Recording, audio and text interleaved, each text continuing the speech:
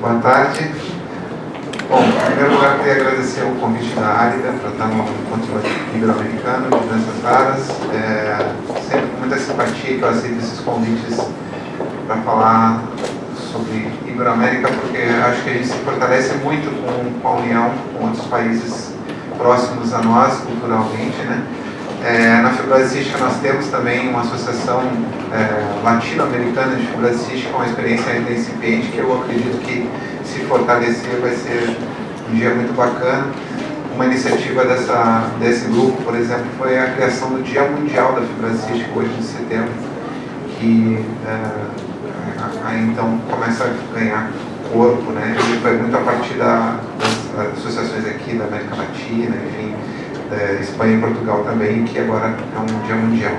Então são muitas coisas que a gente pode aprender, experiências que a gente pode trazer, e foi com muito prazer que eu aceitei esse convite. Mas estou aqui para falar de um tema muito específico, né? Quer dizer, o movimento Minha Vida Não Tem Preço. Até vou fazer uma pequenininha correção, assim, né? Porque sempre se exige que se alguém represente, né? E aí se cria já um cargo, né? Coordenador geral. Nas notícias que saem de segunda-feira, eu virei o coordenador geral.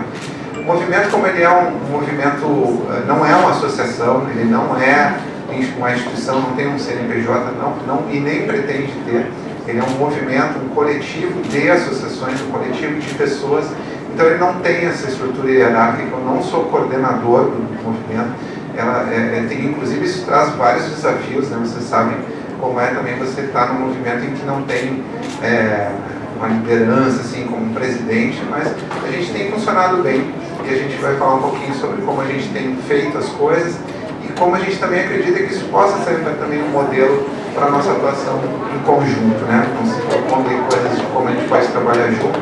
Eu acho que esse, além de ser um tema que a gente vai falar bem específico sobre a questão de medicamentos, também eu queria dar um recado aqui de como eu acho que a gente pode, a partir desse exemplo, estabelecer formas de trabalho cooperativo. Próximo. Quer dizer, posso passar, né? Então, fazer um contexto histórico disso, né? No dia 12 de setembro do ano passado, né, a ministra Carmen Lúcia tomou posse como presidente do Supremo Tribunal Federal, e no mesmo dia da sua posse ela recebeu 25 governadores para falar de questões que estavam aguardando julgamento no tribunal e que impactavam o orçamento dos estados, né? No mesmo dia, então, ela deu a notícia de que 2 recursos extraordinários, né, estariam em julgamento naquela semana, vejam bem, 3 dias, e que se julgaria a questão do fornecimento de medicamentos de alto custo pelos estados. Não foi nossa surpresa, né, ainda mais com essa demanda de governadores e sabendo a pressão que de repente o tribunal estava recebendo, né, por parte dos governadores. E qual não foi a nossa pressa em dar uma resposta a essa notícia, né? Quer dizer, a gente tinha que, em 2 dias, porque a gente soube disso no final do dia 12, né? Em 2 dias a gente tinha que organizar um contraponto a isso, né? E falar, olha, opa, vocês vão discutir isso e como é que os pacientes vão ser considerados nessa discussão.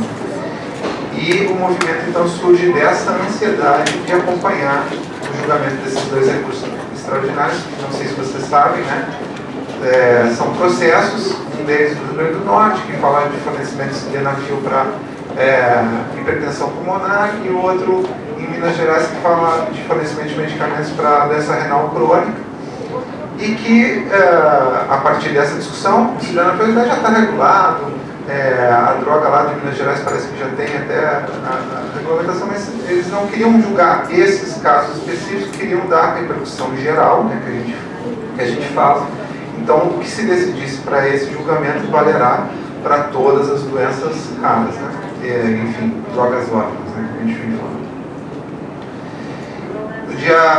Bom, houve então esse anúncio, né? A gente começou então esse movimento, e já no dia 24 e 25 a gente organizou manifestações em 18 cidades. E aí a gente lembra aqui, né, da palestra anterior, da relação das mídias sociais, só foi possível por causa do WhatsApp, né, e do Facebook, e porque a gente antes já tinha muitas relações entre nós, né, entre associações, de se conhecer e de fazer as coisas, então conseguimos, né, organizar isso.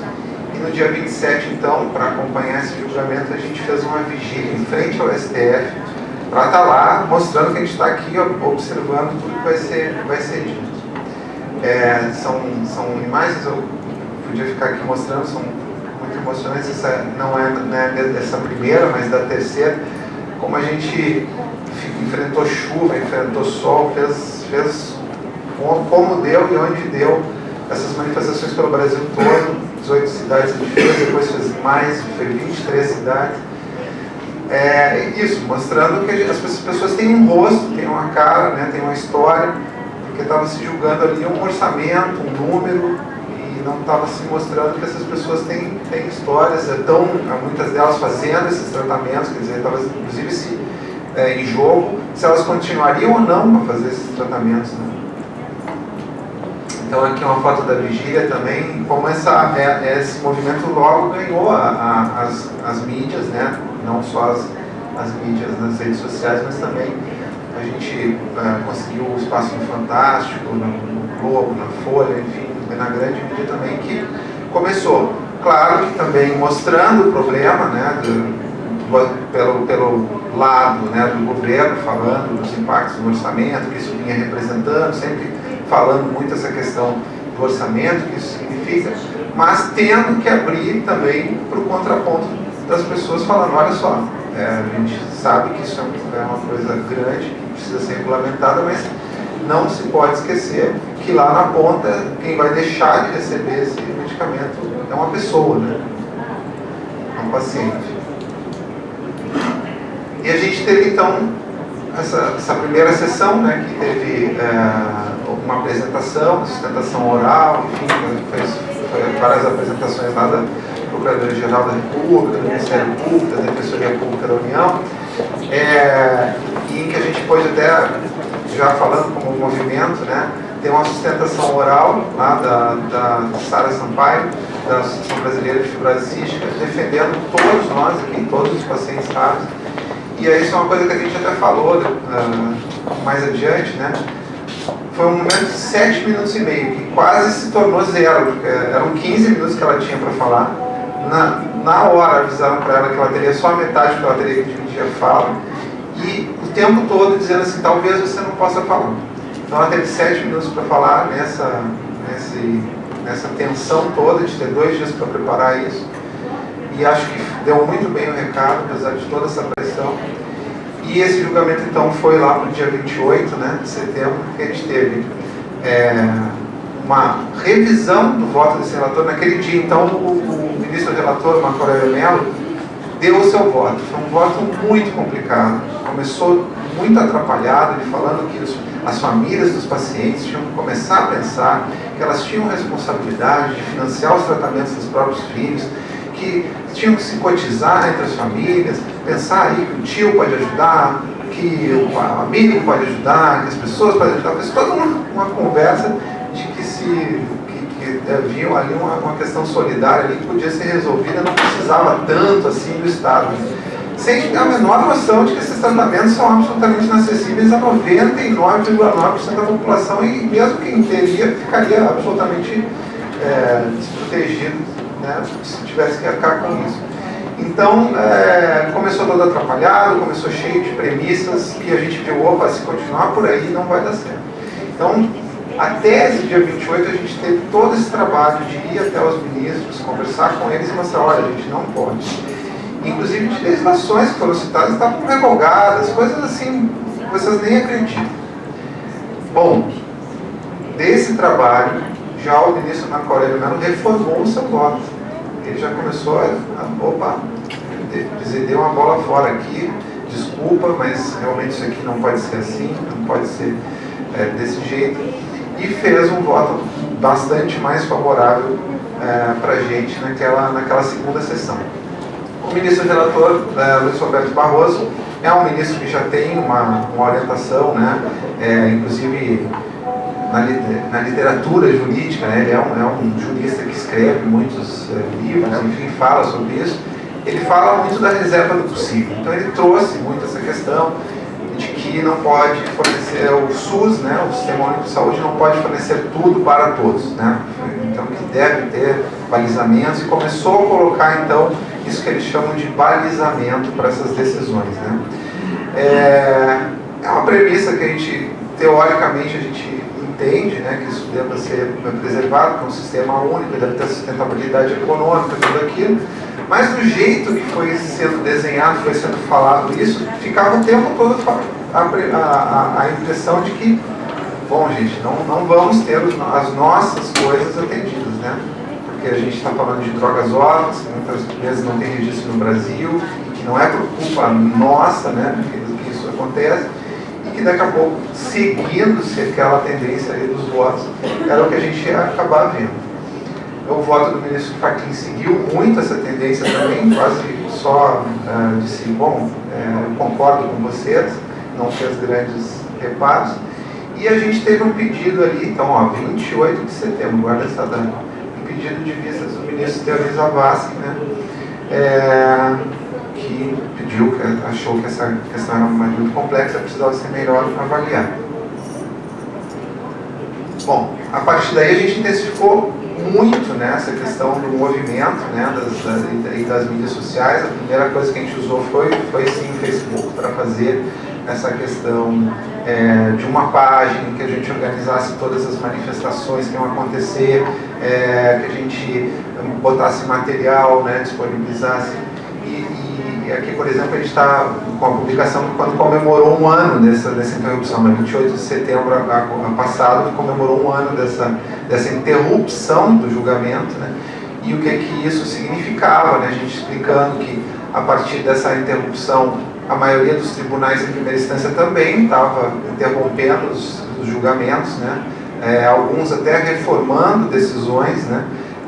Mesmo a decisão não sendo tomada, eles voltando atrás e dizendo, olha, vamos esperar então o Supremo. E como se a gente aqui nessas áreas pudesse esperar 13 meses sem nada acontecer, né? A gente está falando de doenças que pioram com uma semana sem medicamento. E estão nos pedindo para esperar 13 meses, né? Então o que a gente já fez, né? A gente fez um abaixo-assinado, né? Foi a primeira ação, inclusive, do movimento, promoveu um abaixo-assinado, que já conta hoje com mais de 511 mil assinaturas na plataforma Change, né?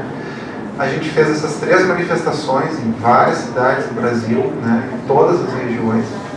A gente fez essas ações em mídia, a gente tenta editoriais, tenta fazer, cavar esses espaços cada vez mais difíceis, né? Porque já existe uma orientação de como se falar sobre isso, de como tratar esse assunto, e a gente vem tentando quebrar alguns desses argumentos que vêm sendo apresentados como verdade. E um deles, por exemplo, é que a doença rara vai quebrar o SUS desse país, né? A outra é de que a gente está indo lá buscar um privilégio, que a gente sabe, então troca de lugar comigo, né? A gente devolve sempre, troca de lugar comigo. Eu não pedi para ter essa doença, eu não pedi para precisar de um tratamento caro, mas um sistema que é único de saúde tem que também prever que há drogas que vão ser mais caras que as outras e que, por ser compartilhado, ele deve ter também uma solidariedade ali de prever que sim, vão ter tratamentos mais caros que os outros. E a gente também fez essa entrega de memoriais, aí um trabalho, assim, a Regina até ajudou nisso, né? Todas as pessoas que têm, as associações que têm um corpo jurídico mais forte, assim, é um mano a mano ali, né? Um olho no olho com cada um dos ministros, entregando argumentos jurídicos, né?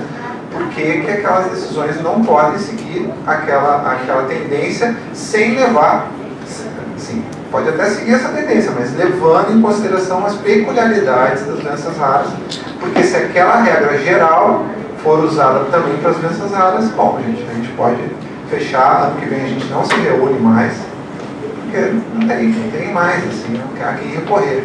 A gente já sabe, né, a gente sempre tenta nas nossas associações a via administrativa, sempre.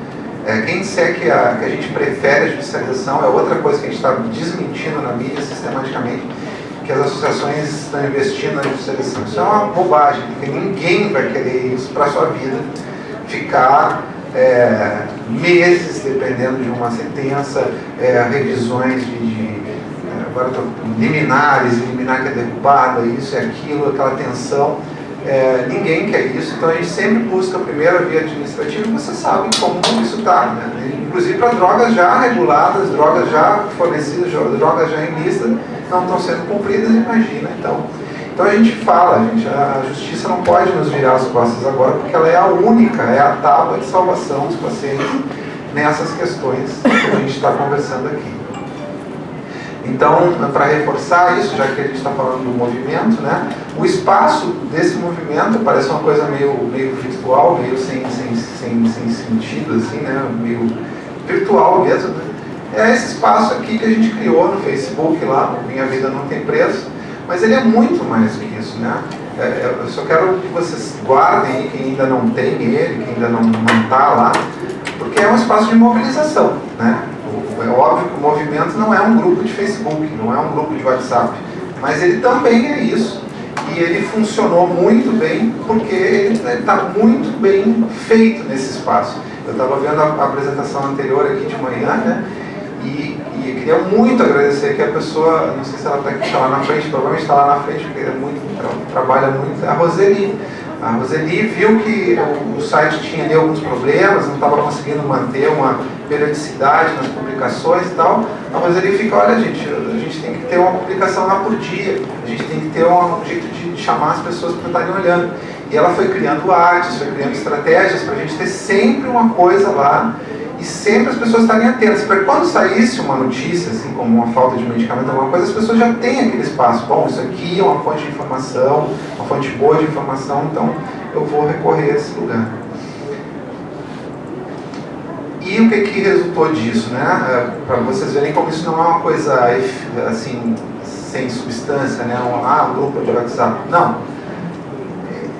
São 511 mil assinaturas, né, que nos respaldam para estar lá, então, com a presidente Carmen Lúcia, nessa audiência que a gente teve segunda-feira agora, né, com representantes de várias doenças aqui. A gente tinha o Fábio de paramiglose, a gente tinha Margarete ali de HPN-Chu, a gente tinha a Mira aqui representando o Instituto de Vidas Raras, a gente tinha a fibrose cística, enfim. Estávamos lá tentando representar 13 pessoas, tentando representar 13 milhões de pacientes, né, 13 milhões de pessoas no Brasil que sofrem de doenças raras. E eu vou falar para vocês que esse grupo fez muito bem esse papel, porque ali ninguém falou só do seu caso, só da sua experiência, só da sua situação. Foi um momento até assim muito emocionante, porque teve inclusive essa fala de pessoas que estão sem as medicações, sofrendo com isso hoje, né?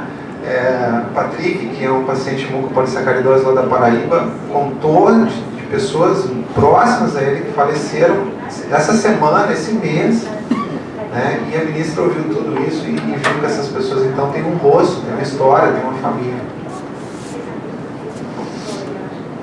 Esse é um movimento vivo, então, né? Ele não parou na entrega de um abaixo-assinado, né? Ele está só, talvez, no começo, né? Não diria que no começo, porque esses 13 meses foram muito intensos, né? Não vou dizer que está só no começo, porque eu espero que ele esteja chegando a uma conclusão que seja exitosa, mas ele ainda tem muita coisa para fazer. Isso foi só uma das ações, né? A entrega desse abaixo-assinado, e a gente tem que voltar às ruas. Esses próximos meses devem ser bem intensos, porque esse julgamento deve ser retomado e a gente precisa mostrar que a gente está mobilizando. Então, aqui são só exemplos, né, dessas artes, e aqui fazer referência ao Dudu, né, filho da Regina, e é isso. O que a gente quer com isso, gente? É dar rosto a essas pessoas, né, dar nome a essas pessoas. Com a Carmen Lúcia, o que a gente procurou fazer, né? É que as pessoas tivessem voz, ninguém... óbvio que nós estávamos lá como representando as associações, mas quando eu entrei na audiência eu só fiz assim, doutora Carmen Lúcia, eu estou aqui representando um movimento, eu quero que essas pessoas falem para você. E passei para eles falarem. E esse protagonismo também do paciente poder falar por si mesmo tem muita força. E aí também falar que a gente está, desde um menininho recém-nascido, como eu estava falando para o doutor ali, que às vezes vai ter até dificuldade de ter um diagnóstico, porque a nossa triagem neonatal hoje no Brasil está um caos, né? No Rio de Janeiro então nem se fala, né? A gente está com um exame que era para ser feito no primeiro mês do bebê, está levando 7, 8 meses para ser entregue para a família. Quer dizer, a criança com fenilcetonúria já vai ter sequela para a vida toda. A criança com uma doença metabólica já vai ter sequelas irremediáveis para a vida toda. Uma pessoa com fibrosística pode ser até que tenha um hídro meconial ali, uma intercorrência e morra nesse período. Então, nós estamos falando desde desses bebês, né, desses futuros brasileirinhos aí, até pessoas com doença genética, né, que já nascem com essa doença, até pessoas com doenças adquiridas, né? Aqui um caso de fibrose pulmonar idiopática também, a gente está falando das pessoas, olha só, você acha que isso é uma coisa de algumas pessoas com doença rara, doença genética? Meu amigo, você pode um dia acordar com um diagnóstico de fibrose pulmonar, você pode um dia acordar com um quadro de uma coisa provocada por um parasita que vai precisar de uma droga órfã. Então não pense que isso é uma coisa de algumas pessoas, né? Pense que um dia você pode estar na pele dessas pessoas, né? Isso também a gente está chamando esse movimento, né? Opa.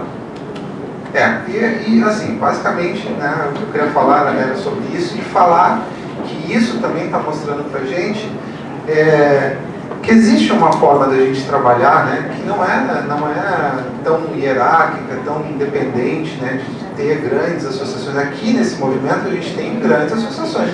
A gente tem o Instituto Vidas Raras, a gente tem a FAG, a gente tem várias associações grandes aqui. E a gente tem grupos de pacientes que não tem nem associação, né? A gente representa grupos que nem associação tem. E está conseguindo trabalhar. Então a gente às vezes vê aí grandes formulações de que a gente está precisando fazer uma organização que abarque todo mundo e uma grande representação.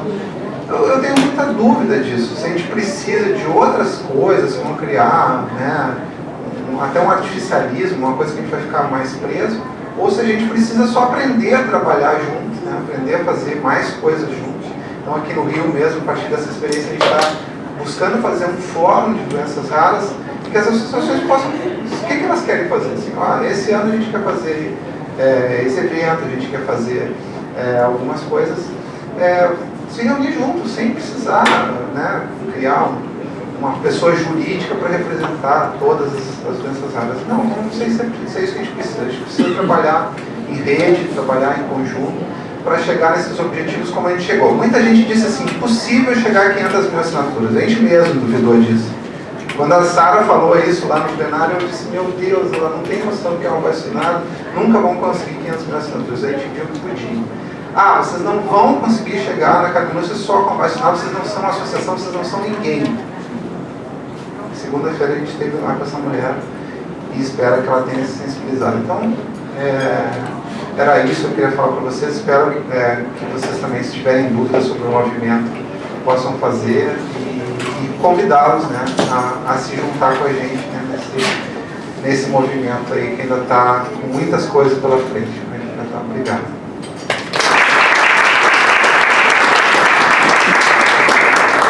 Alguém gostaria de fazer alguma pergunta?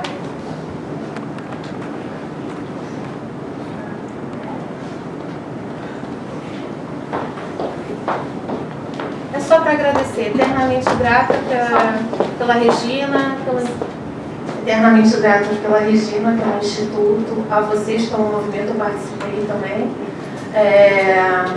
Isso faz toda a diferença na vida de um paciente. Muito obrigada.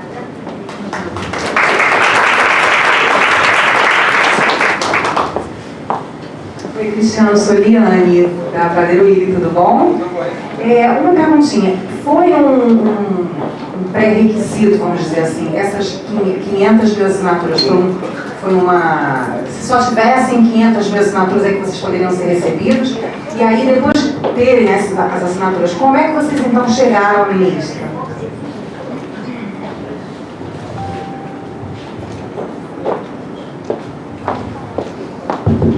Então, não, na verdade isso foi uma meta, como eu disse, a Sara lá falou na defesa dela como amigo escure, né?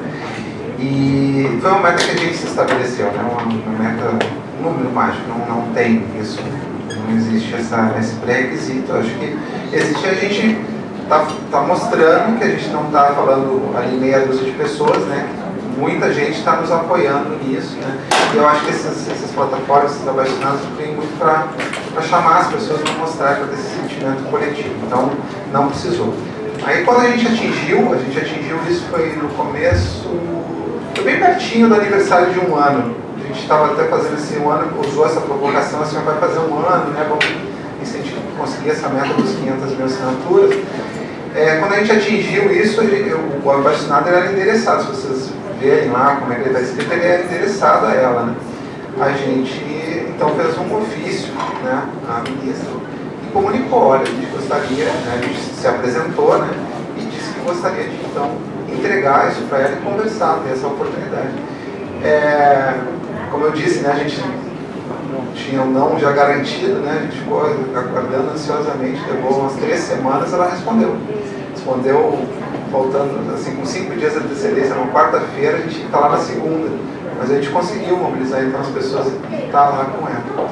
Então, assim, não tem uma necessidade, assim, né, de ter um número.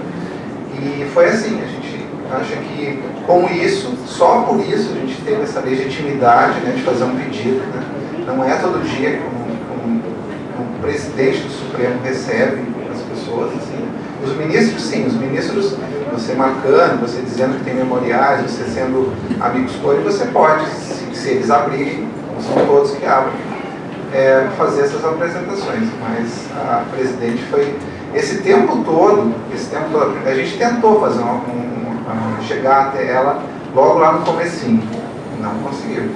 Então a gente acha que esse número, ele nos empurrou lá. Posso até fazer uma pergunta? Quando nós soubemos que a ministra tinha puxado novamente essa ação para julgamento, a Verônica, que é do Instituto Unidos pela Vida, também com fibrose cística, eu liguei para ela para avisar. E aí ela falou, Rê, o que a gente pode fazer? Eu falei, olha, estou indo para Brasília agora, vou ver o que a gente pode fazer lá. Aí ela falou assim, um abaixo-assinado ajuda? Eu falei, não vai resolver, mas vai chamar atenção. Então eu vou fazer um texto, você corrige e a gente joga no ar e monta a página. Nasceu o movimento Minha Vida Não Tem Preço. Qual é a força de um abaixo-assinado? Um abaixo-assinado, para ele ter força para provocar uma lei, ele tem que ter 1,5 milhão de assinaturas, que é 5% da população do país, que tenha no mínimo 5 estados, 5 regiões, ou seja, a gente tem que abranger tudo, então tinha que ter assinatura de todos. A gente sabia que não ia conseguir, mas a gente sabia que ia movimentar. Então, assim, resolver? Não ia resolver, porque não ia transformar isso em lei, mas ia mexer com o país. E foi exatamente o que aconteceu.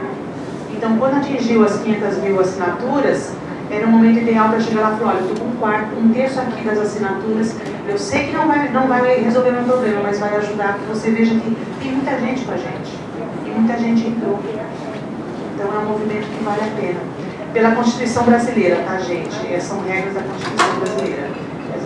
São 1,5 milhão de assinaturas. A iniciativa popular, uma lei de iniciativa popular, como agora esqueci, a ficha limpa, né? Lei de iniciativa popular, mas não é necessário para abaixo-assinado. Se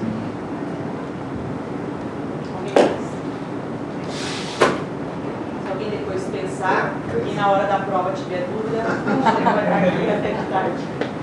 Obrigada, Cristiano. Recebe agora das mãos da Regina, uma lembrança.